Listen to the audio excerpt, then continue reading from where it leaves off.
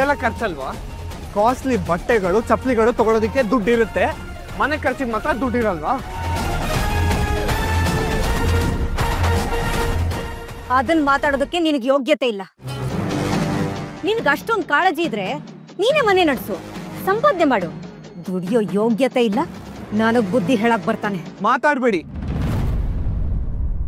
ಇನ್ಮೇಲೆ ಅಪ್ಪನ ಔಷಧಿ ಖರ್ಚು, ಕಾವ್ಯನ್ ಕಾಲೇಜ್ ಫೀಸು ನಾನೇ ನೋಡ್ಕೋತೀನಿ.